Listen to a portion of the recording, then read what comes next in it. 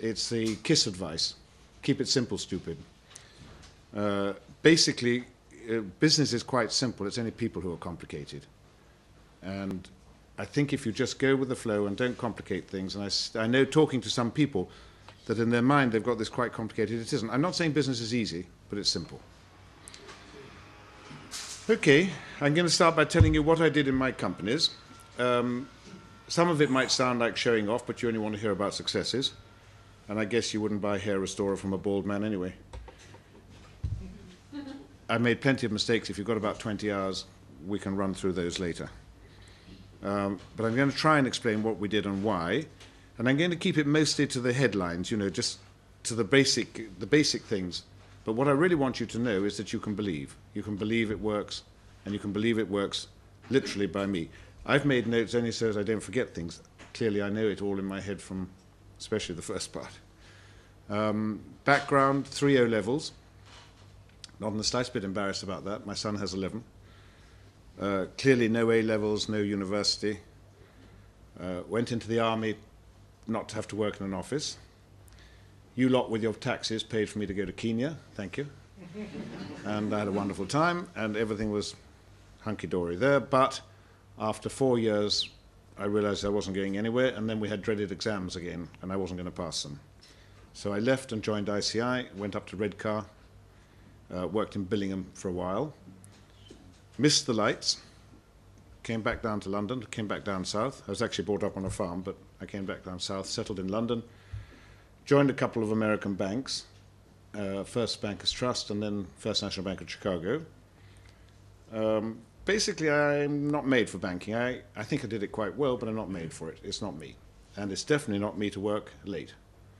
So they kind of like want you to work late, and especially the Americans, they like to talk to you at 11 o'clock at night. I don't even talk to myself at 11 o'clock at night. So I left, and I just fortuitously, I bought a business for £1. It was a newsletter called Foresight, and it had, I think, 50 subscribers, and it belonged to a writer on the Daily Mail.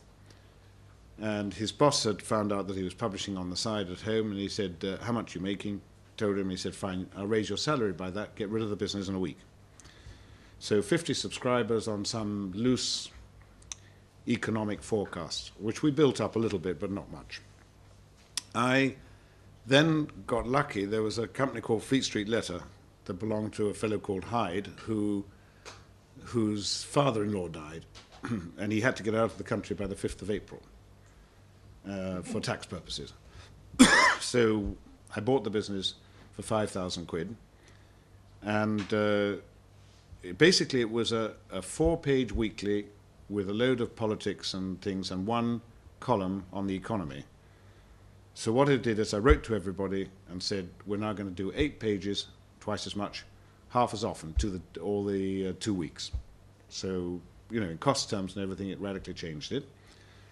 And then I started to blow up the economy bit into basically a city page like you get in the papers. Bit of tipping, bit of advice, bit of everything like that. How did I learn the business? I knew nothing. I didn't even know what a newsletter was when I got involved. Learned to live with the coughing. What I did is I went to America and I cold called. I just went and I looked up all the people in newsletters in the New York and Connecticut area, went along, played the dumb Englishman who needs advice. By the way, that's a great one. You can extract anything you want from anyone by just saying, you know, I wonder if you could give me some advice, or I wonder if you could help me, or I've got a small problem, and I wonder if you could help me. I learned that one at school, by the way. You go along and you go to your headmaster, whatever it is, and you say, I've got a small problem, I wonder if you could help me. My godfather taught me this. So he says, oh, come to the study and everything. And you say, well, the problem is that I've got 2 tickets for the rugby on Thursday, but we're supposed to be on games at school. So first he's deep relief that you aren't on drugs or you haven't got some great problem. And this is true in later life. Deep relief that you're not going to ask him for money or whatever it is. And yes, well, of course. And in fact, in that case, he had a problem. How could he record it? So he said, he didn't put it in those words, but I have a problem, I need your help. Can your parents send a letter to say it's okay? So it's a way to go. In any case, I went round all these people, and I didn't learn an awful lot, to tell the truth, about newsletters. There were many of them. Newsletters in the States have been big since the 1920s. But I can't say I learned a huge amount from these people, especially in the financial field. Basically, they said, you know, tip a share that goes up and your circulation will go up. And I was mildly depressed having a drink in the hotel the night before I left, when I met this old boy of about 80 who, you know, started chatting to me and everything, and he said he used to be on Wall Street.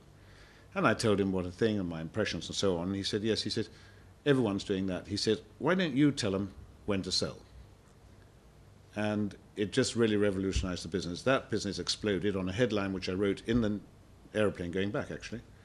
The secret of successful investment is knowing when to sell.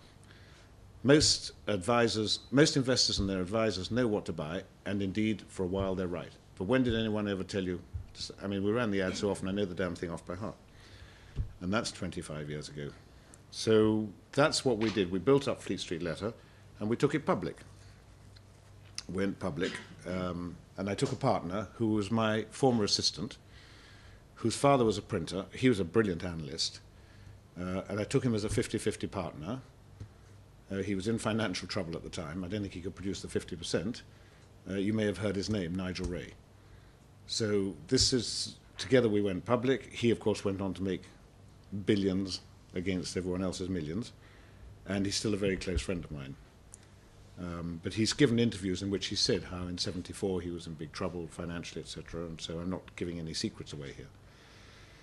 And he's a hell of a nice bloke, by the way. So we went public, and we were approached by what subsequently became Carlton Television, Michael Green. It's actually been in the papers recently. And he wanted to go public, so we bought him for shares, which made him the senior partner, and we graciously retired at a not inconsiderable profit. I then went on to start another thing. I don't know if I should say this to you, especially if you're filming it all. But I am, in the words of a close friend, always the first to copy the best. And if you see an idea that's working, and we'll come to this later when we look at products, go with it. You don't need any more than that. I'd seen in America something called the penny speculator. Funnily enough, a circulation of about 17,000, tipping penny shares, low-price shares.